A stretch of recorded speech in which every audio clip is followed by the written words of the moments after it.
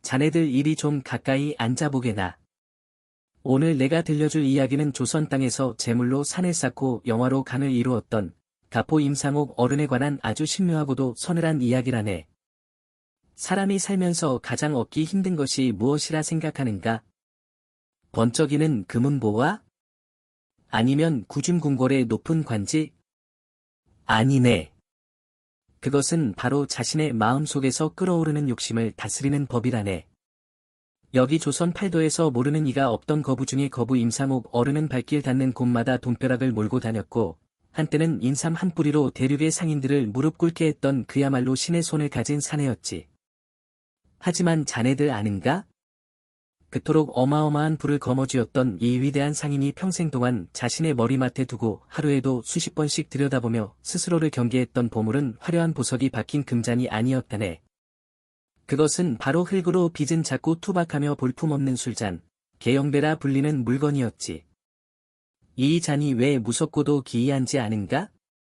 술을 7알까지만 채우면 세상에서 가장 향기로운 술을 온전히 머금고 있지만 욕심에 눈이 멀어 단 한 방울이라도 그 선을 넘겨 가득 채우려 드는 순간 담겨있던 술이 마치 마법처럼 밑바닥으로 씻은 듯이 사라져버린다네. 허허, 참으로 기가 막히고도 서늘한 조화가 아니겠는가? 조선 최고의 부자가 왜 이토록 허망하게 비어버리는 잔을 평생의 스승으로 삼았을지 그 깊은 속내를 오늘 한번 낱낱이 파헤쳐보려 하네. 천하의 불을 손에 넣고도 끝내 고개를 숙일 줄 알았던 한 사내의 시린 삶과 그가 남긴 7알의 지혜가 지금 이 순간 무언가를 끝없이 갈구하는 자네들의 가슴에 어떤 묵직한 울림을 줄지 이제부터 그 기이한 보물에 얽힌 비밀의 문을 열어볼 터이니 한마디도 놓치지 말고 잘 들어보시게나. 자네들 찻잔은 채워졌는가? 아직 찬물이 뜨거우니 천천히 불어가며 듣게나.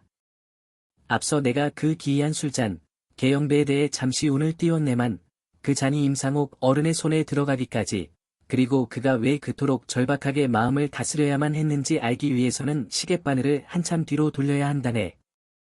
바로 저 북쪽 끝, 차가운 바람이 매섭게 몰아치는 국경의 도시 의주로 말일세. 그 당시 의주는 말이네. 조선 팔도의 물건이란 물건은 죄다 모이는 거대한 장터이자 욕망의 용광로였지. 압록강 넘어 청나라로 가는 길목이었으니 하루에도 수백 명의 장사치들이 등짐을 지고 오갔고 강바람에는 짠 내보다 돈 냄새가 더 진하게 배어 있었다고들 하네. 임상옥 어른은 바로 그곳에서 태어나셨지. 본래는 역관이 되어 나란 일을 하고 싶어 했으나 운명이라는 놈은 그를 편안한 관직의 길로 이끌지 않고 거친 장사판 한복판에 내동댕이 쳤다네. 젊은 날의 임상옥은 그저 보침장수였어. 아버지를 따라 압록강을 건너 청나라 영경, 지금의 북경까지 오가며 인삼을 팔았지. 자네들 상상이나 가겠나? 집신이 닳아 없어지도록 수천 리 길을 걸어 말도 통하지 않는 이국 땅에서 눈치를 보며 물건을 파는 그 고단함을 말일세. 하지만 그의 눈빛만은 남달랐다네. 호랑이처럼 형형하고 매처럼 날카로웠지. 그는 단순히 물건을 파는 게 아니라 사람의 마음을 읽고 흐름을 읽으려 애썼네. 그러던 어느 해였네. 임상옥 어른이 조선의 질 좋은 인삼을 바리바리 싣고 영경시장에 도착했을 때였지. 당시 조선 인삼이라 하면 죽어가는 사람도 살려낸다는 신약으로 통하여 청나라 상인들이 서로 사려고 아우성을 치던 귀한 물건이었네. 헌데 그에 따라 분위기가 심상치 않았어. 청나라의 거상들이 담합을 한 게야. 조선 상인들이 먼 길을 왔으니 빈손으로 돌아갈 수는 없을 것이고 며칠만 버티면 제풀에 지쳐 헐갑에 인삼을 넘길 것이라 계산한 거지. 조선 인삼이 좋다고는 하나 가격이 터무니없다. 반값으로 깎지 않으면 사지 않겠다. 청나라 상인들은 콧방귀를 끼며 문전박대했고 함께 간 조선의 상인들은 발을 동동 구르며 불안에 떨었네. 여관비는 쌓여가지, 가져온 식량은 떨어져가지, 빈손으로 돌아가면 빚더미에 앉게 생겼으니 오죽했겠나. 모두가 임상옥 어른만 쳐다보며 어찌하면 좋겠냐고 울상을 지었지. 그때였네. 임상옥 어른이 결단을 내린 것은 그는 하인들을 시켜 시장 한복판, 청나라 상인들이 가장 잘 보이는 곳에 마당을 쓸고 장작을 높이 쌓아 올리게 했네. 그리고는 창고에 쌓아두었던 그 귀한 인삼들을 모조리 꺼내와 장작 위에 붓기 시작했지. 주변에 있던 사람들이 수군거리기 시작했네. 저 조선 놈이 미쳤나 보다. 제정신이 아니고서야 저 귀한 것을 어찌 저리 함부로 다루나 하고 말이야. 임상옥 어른은 아랑곳하지 않고 품에서 부시삼지를 꺼내 불을 붙였네. 화르르. 붉은 불길이 마른 장작을 타고 오르더니 순식간에 그 값비싼 인삼들을 집어삼키기 시작했지. 매캐한 연기와 함께 인삼 타는 냄새가 진동을 하며 영경시장을 뒤덮었네. 그 냄새가 어찌나 독하고 강렬했던지 12박에서도 맡을 수 있을 정도였다지. 청나라 상인들은 처음에는 코웃음을 쳤어. 저러다 말겠지, 겁주려는 수작이겠지 했단 말일세. 허나 불길은 점점 거세지고 귀하디귀한 최상급 인삼들이 숫덩이가 되어가자 그들의 얼굴빛이 사색이 되었네. 조선 인삼이 없으면 당장 약을 지을 수 없고 자신들의 장사도 망치게 될 판이었으니까. 그제야 사태의 심각성을 깨달은 청나라 상인들이 버선발로 뛰쳐나와 임상옥 어른의 바짓가랑이를 잡고 매달리기 시작했네. 대인, 우리가 잘못했소. 제발 그 불을 끄시오. 달라는 대로 다 주겠소. 불길 앞에서 춤을 추듯 일렁이는 임상옥 어른의 그림자는 마치 분노한 산신령 같았다고 하네. 그는 눈 하나 깜짝하지 않고 차갑게 내뱉었지. 내 물건을 제값받고 팔지 못할 바에야 차라리 제로 만들어 조선 상인의 자존심을 지키겠소. 이깟 인삼, 내년에 다시 가져오면 그만이나 한번 꺾인 기세는 다시 세울 수 없는 법이오. 그 서슬퍼런 기백에 질린 청나라 상인들은 결국 무릎을 꿇었네. 원래 받으려던 값의 몇 배, 아니 수십 배를 쳐주며 남은 인삼이라도 제발 팔아달라고 애원했지. 타다 남은 인삼 뿌리까지 금가루라도 되는 양 서로 주워 담느라 아수라장이 되었다지 뭔가. 허허, 통쾌하지 않은가? 이것이 바로 전설로 남은 인삼 소각 사건일세. 이 일로 임상옥이라는 이름 석자는 대륙을 뒤흔들었고 그는 하루아침에 막대한 불을 거머쥐게 되었네. 재물은 쏟아져 들어왔어. 금괴가 창고에 쌓이다 못해 마당에 굴러다닐 지경이었지. 조선 팔도의 상권이 그의 손바닥 안에 있었고 임금님조차 그를 함부로 대하지 못할 정도가 되었네. 하지만 자네들, 빛이 강하면 그림자도 짙은 법이라네. 돈이라는 것은 바닷물과 같아서 마실수록 갈증이 나는 법이지. 임상옥 어른은 엄청난 성공을 거두었지만 가슴 한구석에는 알 수 없는 불안감이 빠리를 틀고 있었어. 내가 이룬 이 부가 언젠가 저 불타버린 인삼처럼 한순간에 재가 되어 사라지지는 않을까? 나의 이 욕심이 결국 나를 집어삼키지는 않을까? 밤마다 그는 악몽을 꾸었네. 돈방석 위에 앉아 있지만 그 아래는 끝이 보이지 않는 낭떠러지인 꿈을. 그는 깨달았네. 장사보다 더 어려. 온 것은 바로 이 넘쳐흐르는 욕망을 다스리는 일이라는 것을. 자신을 붙잡아줄 스승이 필요했지. 세상의 이치를 꿰뚫어보는 지혜로운 자의 가르침이 절실했어. 억만금을 가진 거상이 왜 그토록 볼품없는 흑잔에 매료되었는지, 그리고 스님은 그 잔을 건네며 그에게 어떤 무서운 예언을 남겼는지 궁금하지 않은가? 그래서 그는 수소문 끝에 당대 최고의 고승이라 불리던 석정 스님을 찾아가게 되네.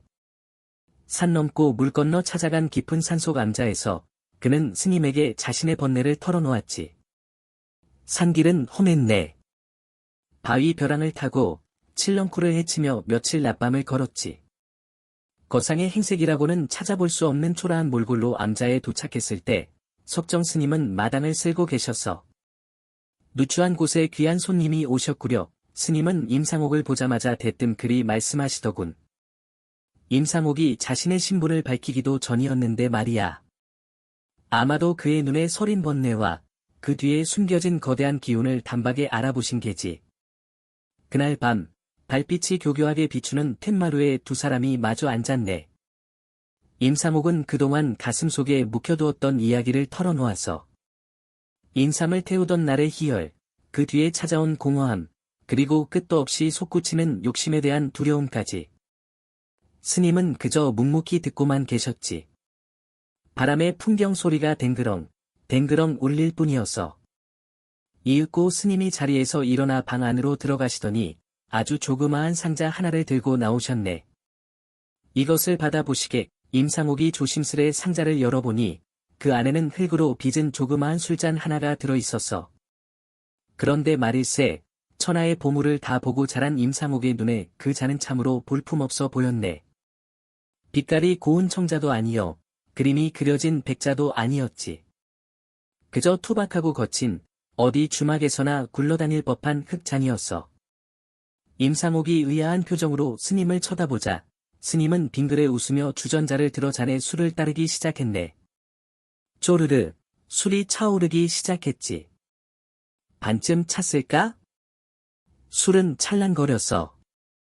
스님은 계속해서 술을 부었네. 잔에 7할, 즉 10분의 7 정도가 차오르자 기이한 일이 벌어졌어. 쑥 갑자기 잔 속에 담겨있던 술이 쥐도 새도 모르게 사라져 버리는 게 아닌가. 바닥으로 소반 위로 흔적도 없이 술이 빠져나가 버린 게야. 잔은 텅 비어 버렸지. 스님, 이것이 무슨 조화입니까? 임상옥이 놀라 소리쳤네. 스님은 다시 한번 술을 따르셨어. 이번에는 7알까지만 채우고 주전자를 멈췄지. 그러자 신기하게도 술은 그대로 잔에 남아 찰랑거리고 있었네. 보시게. 이 잔의 이름은 개영배일세, 가득 참을 경계하는 잔이라는 뜻이지. 스님의 목소리가 밤 공기를 가르며 임상옥의 가슴에 꽂혔네. 이 잔은 욕심과 같네.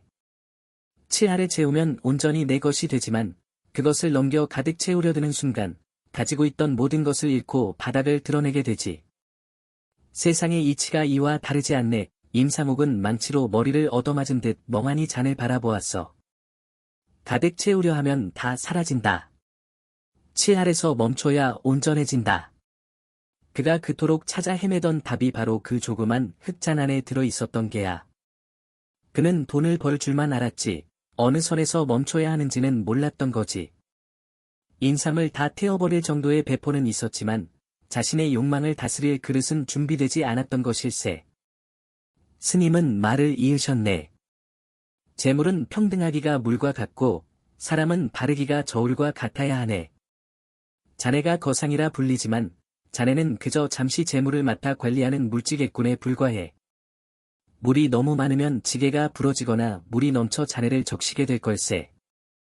이 잔을 곁에 두고 늘 그 마음을 비우고 경계하게나. 임상옥은 떨리는 손으로 개영배를 집어들었네. 볼품없는 흙잔이었지만 그 무게는 천금보다 더 무겁게 느껴졌어. 그는 그 자리에서 스님께 큰 절을 올렸지. 스님, 죽비로 내려치시는 듯한 가르침, 뼈에 새기겠습니다. 제 평생 이 잔을 스승으로 모시고 살겠습니다. 그날 밤, 임상옥은 암자에서 뜬 눈으로 밤을 지새웠네. 잔을 보고 또 보았지. 술을 따르고, 사라지는 것을 보고, 다시 적당히 따르고. 그러면서 그는 장사꾼 임상옥이 아니라, 사람 이 임상옥으로 다시 태어날 준비를 했던 게야. 자, 어서들 오시게. 어제 그 달이 아직도 중천에 떠 있는 것 같구먼. 자네들 눈빛을 보니 임상옥이 산을 내려와 어찌 되었는지 궁금해 아주 안달이 난 모양일세. 그렇고 말고. 그 신묘한 술잔, 개영배를 품에 안고 내려온 천하의 장사꾼이 과연 그 가르침을 어찌 써먹었는지, 그게 바로 이 이야기의 백미 아니겠나. 임상옥이 스님의 암자를 뒤로하고 세상으로 내려왔을 때, 조선 팔도는 그야말로 생지옥이나 다름없었네. 하늘도 무심하시지, 비 한 방울 내리지 않는 가뭄이 몇 달째 이어지더니, 급기야 온 들판이 거북이 등껍질처럼 쩍쩍 갈라져 버린 게야. 저작거리의 풍경은 참혹하기 그지없었네. 어제까지만 해도 웃으며 흥정하던 김씨가 오늘은 굶주림에 지쳐 길바닥에 쓰러져 있고 아이를 업은 어미들은 젖이 나오지 않아 마른 젖꼭지만 물린 채 하염없이 눈물을 흘리고 있었지. 쌀 한 줌만 주십시오. 제발 쌀 한 줌만. 곳곳에서 들려오는 신음소리가 바람소리보다 더 처량하게 귓가를 때렸네. 헌데 말이네.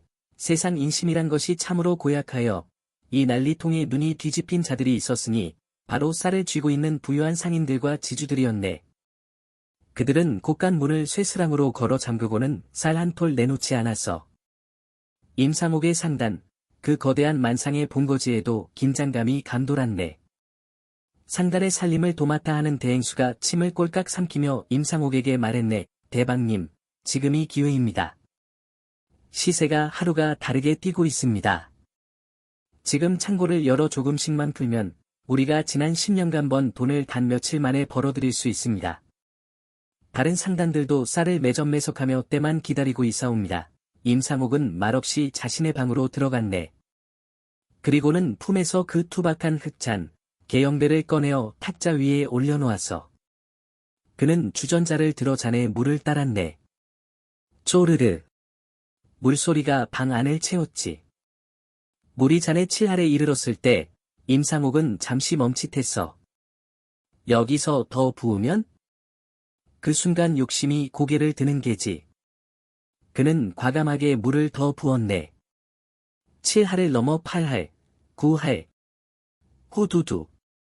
잔 밑바닥 구멍이 열리며 담겨있던 물이 모조리 빠져나가 탁자를 흥건하게 적셔버렸네. 단 한 방울도 남지 않고 텅 비어버린 잔. 임상옥은 젖어버린 탁자를 보며 무릎을 쳤네. 그렇구나. 내 곳간에 쌀이 가득 찼는데 백성들의 배가 비어가니 이는 곧 세상의 조화가 깨진 것이다. 내가 쌀을 움켜쥐고 욕심을 부려 잔을 채우려 들면 결국 민심이라는 물은 다 빠져나가고 나는 빈 껍데기만 남게 될 것이야. 임상옥은 벌떡 일어나 문을 박차고 나갔네. 그리고는 쩌렁쩌렁한 목소리로 외쳤어. 여봐라. 당장 곳간 문을 활짝 열어라. 대행수와 일꾼들이 깜짝 놀라 되물었지. 대방. 닌. 지금 문을 열면 쌀값이 똥값이 됩니다. 조금만 더 기다리면 입 다물라. 장사란 이익을 남기는 것이 아니라 사람을 남기는 것이다. 사람이 없으면 장사는 누구와 할 것이며 백성이 다 굶어 죽으면 그 돈은 저승 가서 쓸 셈이냐. 임상옥의 호통이 마당을 울렸네. 지금 당장 창고를 열어 굶주린 이들에게 쌀을 나누어 주어라. 돈이 없는 자에게는 그냥 주고 나중에 갚을 수 있는 자에게는 외상으로 주되 이자는 받지 말라. 그날부터 임상옥의 상단 앞은 인상인해를 이루었네. 죽 한 그릇 얻어먹지 못해 쓰러져가던 노인들이 쌀자루를 받아들고 엉엉 울며 임상옥이 있는 쪽을 향해 절을 올렸지. 허나 임상옥의 기행은 여기서 멈추지 않았네. 그는 자신의 집무실로 서기들을 불렀어. 그동안 내게 돈을 빌려가고 갚지 못한 자들의 차용증과 장부를 모두 가져오너라. 산더미처럼 쌓인 장부들. 그것은 곧 임상옥이 받아야 할 막대한 빚이었지. 서기들은 그가 빚 독촉을 하려나 보다 생각했네. 그런데 임상옥은 그 장부 더미를 마당으로 가지고 나가더니 횃불을 던져버리는 게 아니겠나. 활활, 붉은 불길이 장부를 집어삼켰네. 종이가 타들어가며 검은 재가 되어 하늘로 흩날렸지. 대방님. 이게 무슨 짓입니까? 그게 다 돈입니다. 돈. 대행수가 울부짖듯 말렸지만 임상옥은 타오르는 불길을 보며 담담히 말했네. 돈. 저 불길을 보아라. 빈 문서가 타면서 사람들의 근심도 함께 태우고 있지 않느냐. 흉년의 빚 독촉을 하면 사람은 목을 매게 되어 있다. 재물은 평등하기가 물과 같고 사람은 바르기가 저울과 같다고 했다. 오늘 나는 빚을 태운 것이 아니라 사람의 마음을 산 것이다. 그 소문은 삽시간에 조선 팔도로 퍼져나갔네. 다른 부자들은 임상옥을 미친 놈이라 손가락질했지. 제 살 깎아먹는 바보 천치라고 비웃었어. 하지만 말이네. 그의 겨울이 지나고 다시 봄이 왔을 때 놀라운 일이 벌어졌네. 살아남은 백성들이, 빚을 탕감받은 상인들이, 임상옥의 은혜를 입은 수만 명의 사람이 그를 위해 움직이기 시작한 게야. 임상옥 대방의 물건이라면 묻지도 따지지도 않고 사겠다. 내 목숨을 구해준 만상을 위해 최상급의 물건을 대겠다. 그가 쌀을 퍼주고 빚을 태워버린 덕에 텅 비었을 것 같던 곳간은 그를 믿고 따르는 사람들의 마음으로 다시 채워지기 시작했네. 신용이라는 돈으로도 살 수 없는 거대한 자산이 생긴 게야. 개영배가 가르쳐준 비움의 미학이 역설적으로 그를 더 큰 부자로 만들어준 셈이지. 달빛 참 좋다. 밤은 깊어 삼경인데 임상옥의 사랑방 창호지 문으로 은은한 달빛만이 스며들고 있었네. 방 안은 절간처럼 고요했지. 탁자 위에는 방금 전까지 넘치도록 술을 부었으나 기이하게도 바닥을 드러낸 개영배 한 잔만이 덩그러니 놓여 있었어. 젖은 탁자 위로 임상옥의 거친 숨소리만이 낮게 깔리고 있었단 말일세. 가득 차면 비워진다. 비워야만 채울 수 있다. 임상옥은 홀린 듯 중얼거렸네. 그의 겨울은 유독 모질었어. 북풍한 설이 몰아치고 가뭄 뒤에 온 흉년은 백성들의 살림살이를 뿌리째 뒤흔들어 놓았지. 의주 땅 곳곳에서는 굶어 죽는 이들의 통곡 소리가 끊이지 않았고 초군 목피로 연명하다 그마저도 없어 흙을 파먹는 참상이 벌어지고 있었네. 날이 밝자마자 임상옥은 대문 밖으로 나섰네. 그는 즉시 집사들을 불러 엄명을 내렸네. 여봐라. 당장 의주 성내에 방을 붙여라. 내게 빚을 진 모든 상인과 백성들을 내 집 마당으로 모이게 하라. 한 사람도 빠짐없이 불러들여라. 집사들은 영문을 몰라 허둥지둥 뛰어다녔고 소식을 들은 빚쟁이들은 사색이 되어 임상옥의 집으로 몰려들었지. 그들은 생각했네. 아이고, 이 흉년의 빚 독촉이라니. 이제 우리는 다 죽었구나. 마당에 모인 수백 명의 사람들은 추위와 두려움에 떨며 고개를 조아렸어. 임상옥은 대청마루 위에 우뚝 서서 그들을 내려다보았네. 모두 듣거라. 임상옥의 우렁찬 목소리가 장내를 쩌렁쩌렁 울렸네. 너희들은 살기 위해 돈을 빌렸으나 흉년이 들어 갚을 길은 막막하고 이자는 눈덩이처럼 불어났을 것이다. 내 말이 틀리느냐? 그러하옵니다. 대방 어르신. 제발 목숨만 살려주십시오. 여기저기서 곡소리가 터져나왔네. 임상옥은 묵묵히 고개를 끄덕이더니 옆에 있던 빈 문서를 한 움큼 집어들었어. 그리고는 성큼성큼 마당 한가운데로 걸어 내려가 횃불을 든 하인에게 손짓했지. 불을 붙여라. 화르르. 마른 장작에 불이 붙자 순식간에 붉은 혀 같은 불길이 치솟아 올랐네. 임상옥은 손에 든 문서 뭉치를 망설임 없이 그 불길 속으로 집어 던졌어. 돈이란 물과 같아서 흐르지 않고 고이면 썩는 법이다. 내가 너희에게 빌려준 이 돈은 너희의 목줄을 죄는 족쇄가 되었고 내게는 썩어가는 탐욕의 찌꺼기가 되었다. 오늘 나는 이 불길에 내 탐욕을 태우고 너희의 족쇄를 끊어내려 한다. 수만 금, 아니 수십만 금에 달하는 엄청난 채권이 한 줌의 재로 변해가는 광경이었지. 그 자리에 있던 사람들은 넋을 잃고 그 광경을 바라보았어. 처음에는 충격에 입을 다물지 못하다가 이내 그 뜻을 깨닫고는 하나둘씩 무릎을 꿇고 오열하기 시작했네. 아이고, 어르신. 감사합니다. 죽어가던 저희를 살리셨습니다. 임상옥 대방 만세. 대방 어르신 만세, 비탄감, 그것은 시작에 불과했네. 임상옥은 불타는 문서들을 뒤로하고 다시 하인들에게 명했어. 아직 멀었다. 빚이 없어진들 당장 먹을 것이 없으면 백성들은 또다시 굶주릴 것이다. 곡간을 열어라. 내 모든 곡식 창고의 문을 활짝 열어라. 다음날 아침, 임상옥의 상단 앞은 인산인해를 이루었지.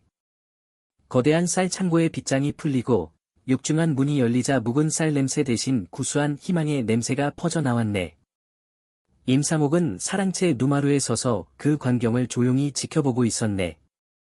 아침 햇살이 비스듬히 비쳐 들어와 먼지 섞인 공기를 황금빛으로 물들이고 있었어. 쌀은 계속해서 빠져나갔고 그의 재산은 눈에 띄게 줄어들고 있었지만 그의 표정은 그 어느 때보다 풍요로워 보였네.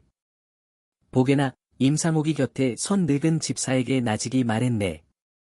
내 고갈의 쌀은 비워졌네만 저 백성들의 마음속에 내 이름 석자가 가득 차지 않았는가. 개영배가 내게 가르쳐준 것이 바로 이것일세.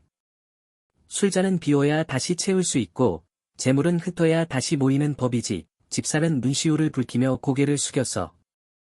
대방 어르신은 오늘 조선 천하의 돈을 다 잃으셨는지 모르나 조선 천하의 인심을 다 얻으셨습니다. 장사란 이문을 남기는 것이 아니라 사람을 남기는 것이라는 말씀, 이제야 뼈저리게 알겠습니다. 임상옥은 빙그레 웃으며 뒷짐을 졌네. 개영배는 여전히 그의 방 탁자 위에 빈 채로 놓여 있었지만 그 잔은 이미 천하를 품은 바다와도 같았지. 자, 어서들 오시게나. 오늘도 달이 밝구먼. 아까 내가 임상옥이 빈 문서를 불태우고 쌀창고 문을 활짝 열었다는 이야기까지 했던가? 그래, 그 대목이지. 헌데 자네들, 세상 일이라는 게 좋은 일을 하면 반드시 시샘하는 눈이 생기는 법이라네. 임상옥이 백성들을 살리는 동안 구름처럼 몰려오는 검은 그림자가 있었으. 그것이 바로 권력의 칼날이었어. 흉년이 든 그의 겨울이 지나고 봄이 왔을 때였네. 임상옥의 선행이 조선 팔도에 자자하게 퍼져나가자 조정에서도 그 소식을 듣게 되었어. 헌데 말이네, 빛이 강할수록 그 그늘도 짙은 법이라. 임상옥의 이름이 높아질수록 그를 시기하고 음해하려는 무리들도 늘어났지. 당시 의주 가명의 관찰사 자리에는 최씨 성을 가진 탐관오리가 있었네. 이 최 감사놈이 임상옥의 세력이 날로 커지는 것을 보며 눈에 쌍심지를 켜고 있었지. 저 어중이 상놈 출신이 감히 민심을 사려들다니. 저대로 두면 조정에서도 귀히 여길 터이고 그리 되면 내 뒷배가 흔들릴 것이야. 저놈을 잡아 눌러야겠어. 최 감사는 부하들을 시켜 임상옥의 장부를 뒤지게 했네. 청나라와의 거래에서 관세를 포탈했다느니, 창고의 곡물을 불법으로 유출했다느니, 온갖 혐의를 붙여 임상옥을 의주 가명으로 끌어다가 신문하기 시작했어. 임상옥. 내 이놈, 국법을 어기고 사사로이 백성들에게 쌀을 나누어 주었으니 이는 관의 권한을 침범한 것이요. 당장 대령하라. 임상옥은 포승줄에 묶여 가명 마당에 무릎을 꿇었네. 수십 년 동안 대륙을 누비며 천하의 상인들을 무릎 꿇렸던 사내가 관아의 마당에서 칼찬 군졸들에게 둘러싸인 꼴이라니. 허나 임상옥의 눈빛은 흔들리지 않았어. 마치 잡혀온 것이 아니라 잡으러 온 것처럼 당당하게 말이야. 감사 어르신, 제가 백성들에게 쌀을 나눈 것은 사실입니다. 허나 그것은 제 재물로 한 것이요. 관의 곡식에는 손 하나 대지 않았습니다. 세금 문제에 있어서도 저는 조선의 법도와 청나라의 규례를 낱낱이 따랐으니 어느 조항을 위반했는지 조목조목 밝혀주시면 달게 받겠습니다. 최 감사는 코방귀를 끼며 소리쳤네. 닥쳐라, 이놈. 상놈 주제에 감히 감사 앞에서 그 무슨 버릇없는 수작이냐. 허나 여기서 임상옥이 예상치 못한 패를 꺼내 들었네. 그는 형틀 앞에서도 태연하게 웃으며 말했어. 어르신, 그러시다면 지난달 어르신께서 청나라 상인 왕씨로부터 받으신 예물과 의주 백성들의 세금 중 3분의 1을 착복하신 일은 어찌하오리까? 저는 그 장부를 고스란히 가지고 있습니다. 장내가 쥐 죽은 듯 조용해졌네. 최 감사의 얼굴이 파랗게 질렸다가 하얗게 되었다가 다시 불그락부르락 변했어. 임상옥은 대륙을 오가면서 관아의 부패를 속속들이 꿰고 있었고 만일의 사태를 대비해 그 증거를 단단히 쥐고 있었던 게지. 저는 어르신을 고발하고 싶지 않습니다. 허나 억울한 누명을 쓰고 싶지도 않습니다. 법은 공평해야 하지 않겠습니까? 임상옥의 그 말이 칼보다 더 서늘하게 최 감사의 목을 겨눴네. 결국 최 감사는 싸늘한 침묵 속에 손을 내저었어.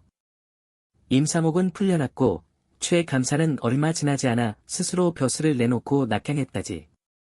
그런데 말이네, 이 일이 한양의 조정까지 소문이 퍼졌어. 임금님의 귀에까지 닿은 게야. 의주의 상인이 흉년의 재물을 풀어 백성을 살리고 부패한 관리에게도 굽히지 않았다 하더냐.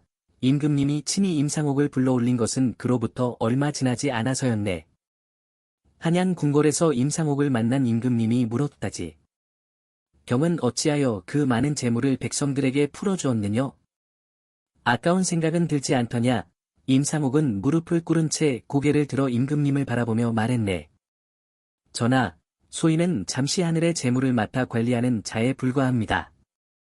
제 것이 아닌 것을 지키려 욕심을 부리면 그 재물은 뱀처럼 저를 감아 조르다 결국 모두 사라지게 됩니다. 치아를 채우면 족하고 나머지는 세상으로 흘려보내야 다시 맑은 물이 들어오는 법이옵니다. 임금님은 고개를 끄덕이셨다 하네. 그 말이 진실로 옳도다. 짐도 이 나라를 다스리는 자로서 백성의 것을 짐의 것으로 여기지 말라는 그 뜻이로구나. 그날 이후 임상옥은 조정에서도 함부로 건드리지 못하는 백성이 인정하고 임금이 인정한 조선 제1의 상인이 된 게야. 세월이란 것은 어찌나 야속한지 거상 임상옥도 늙어가기는 매한가지였네. 그의 관자놀이에 흰 소리가 내리고 걸음걸이에 예전 같은 기세가 사라져 갈 무렵이었어. 그런 그에게 마지막 큰 시험이 찾아왔네. 하늘이 정말 이 사람을 시험하는구나 싶을 만큼 가혹한 일이었지. 임상옥의 맏아들, 대를 이어 상단을 물려받을 아들이 갑작스러운 병을 얻었어. 전고 총명하여 아비의 피를 그대로 이어받은 자식이 하루아침에 자리에 눕게 된 게야. 명이라는 명의는 다 불러 모았고 팔도의 약재는 다 구해다 써봤으나 좀처럼 차도가 없었지. 대방 어르신, 청나라에 그 병을 고친다는 화타의 후예가 있다 합니다. 허나 그 의원이 받는 금은이 자그마치 수백냥이라 하고 약재 값 또한 어마어마하다 합니다. 집사가 조심스레 아뢰었네. 임상옥은 잠시 눈을 감았다 떴어. 수백냥이 문제냐. 수천냥이라도 좋으니 당장 청나라로 사람을 보내라. 그때였네. 임상옥의 주변에서 온갖 간신배 같은 자들이 몰려들기 시작했어. 아들의 병을 이용해 재산을 뜯어내려는 파리떼들이야. 하나같이 돈을 노리는 자들이었지. 임상옥은 눈을 가늘게 뜨고 그들을 하나하나 바라보았네. 그는 알았어. 지금 이 순간이야말로 계영배가 가르쳐준 지혜가 가장 필요한 때라는 것을. 허나 동시에 그의 가슴 한켠에서 아비의 마음이 끓어올랐어. 세상의 불을 다 가진 사람도 막상 자식 앞에서는 한없이 약해지는 것이 인지상정이라네. 밤이 깊어 임상옥은 홀로 방으로 들어갔네. 그리고는 탁자 위에 계영배를 집어들었어. 오랜 세월 어루만져온 그 투박한 흙잔, 손바닥에 쏙 들어오는 작은 잔이었지만 그 안에 담긴 무게는 천금보다 무거웠네. 그는 잔을 들여다보며 혼자 중얼거렸어. 내 자식의 목숨 앞에서도 치아를 지킬 수 있겠느냐? 아비 된 자로서 그게 가능하겠느냐? 눈물이 볼을 타고 흘렀네. 천하의 임상옥도 눈물을 흘리는 것이라는 걸 그날 밤 방 안에 계영배만이 알았지. 임상옥은 오래도록 그 잔을 바라보았어. 그리고 이윽고 결심을 굳혔네. 이튿날 아침 그는 그 사기꾼들을 하나도 부르지 않았어. 대신 직접 의주에서 가장 소문난 의원을 불러 아들의 상태를 솔직하게 들었고 청나라로는 믿을 수 있는 사람을 보내 정직한 의원을 찾도록 했지. 찾는데 시간이 걸리더라도 검증된 사람에게 적정한 값을 주기로 한 게야. 욕심과 두려움이 눈을 가리면 사기꾼에게 속아 재산도 잃고 자식도 못 살리는 법이라네. 계영배는 그것을 일러주고 있었어. 급할수록 돌아가야 하고 가득 채우려 들수록 다 잃는다는 것을 말이야. 다행히 청나라에서 찾아온 의원은 실력이 있는 자였네. 몇 달에 걸친 치료 끝에 임상옥의 아들은 천천히 회복하기 시작했어. 이 일을 겪고 난 임상옥은 계영배를 더욱 깊이 이해하게 되었네. 인삼을 태울 때의 결단도, 빈 문서를 불사를 때의 용기도, 결국 가장 두려운 순간의 욕심을 비우는 것이었구나. 아들의 목숨 앞에서도 그 마음을 지켜야 비로소 그 가르침이 완성되는 것이었어. 그는 그날 이후 더욱 조용해졌네. 말수가 줄었고 재물에 대한 집착이 눈에 띄게 사라졌어. 상달의 일도 서서히 아들에게 넘기기 시작했지. 자신이 칠할에 머물러야 한다면 나머지는 다음 세대에게 비워두어야 한다는 것을 깨달은 게야. 자, 이제 이야기의 마지막일세. 자네들, 그동안 잘 따라왔는가? 오늘은 목청이 조금 쉬었구먼. 허허, 임상옥의 이야기를 풀어내는 것도 장작 패는 것 못지않게 힘이 드는 일이야. 세월이 흘러 임상옥의 머리는 눈처럼 하얗게 새었고 눈가에는 세월의 강이 깊게 패였네. 그는 이제 매일 아침 일어나 사랑채 창가에 앉아 창밖을 바라보았어. 젊은 시절처럼 대륙을 달리는 대신 뜰 안에서 새가 날아오르는 것을 바라보는 것으로 하루를 시작했지. 어느 일은 봄날이었네. 석정 스님이 앙자에서 사람을 보내왔어. 스님도 이미 많이 늙어 산을 내려오기 어렵다 하시면서 임상옥에게 한번 찾아와 달라는 정갈이었지. 임상옥은 지팡이 하나에 의지하여 그 험한 산길을 다시 올라갔네. 처음 찾아갔을 때의 기억이 또렷이 떠올랐어. 그때는 욕망과 두려움에 휩싸인 서른 남짓의 장사꾼이었는데 이제는 이른을 바라보는 노인이 되어 같은 산길을 걷고 있는 게야. 암자는 예나 지금이나 변함이 없었네. 다만 마당에서 빗자루를 들고 서 있는 스님의 등이 훨씬 굽어 있었을 뿐이지. 오셨는가? 스님은 뒤돌아보지도 않고 먼저 말씀하셨어. 그날 처음 왔을 때와 꼭 같은 말씀이었네. 임상옥은 코끝이 찡해졌어. 두 노인이 툇마루에 마주 앉았지. 젊은 날 그랬던 것처럼 달빛 아래가 아니라 이번에는 봄 햇살 속에서 따스한 햇볕이 두 사람의 희끗한 머리 위에 내려앉았네. 임상옥은 품에서 그 계영배를 꺼내어 스님 앞에 조심스레 내려놓았어. 스님, 이 잔을 돌려드리러 왔습니다. 스님은 오랫동안 그 잔을 바라보셨네. 평생을 함께하였는가? 예, 스님. 인삼을 태우던 날도, 빈 문서를 불사르던 날도, 자식의 병 앞에서 두려움에 떨던 날도, 이 잔이 저를 붙잡아 주었습니다. 스님은 빙그레 웃으셨어. 그 잔이 자네를 붙잡은 것이 아닐세. 자네 스스로가 자네를 붙잡은 것이지. 이 잔은 그저 거울이었을 뿐이야. 자네의 마음을 비추는 거울.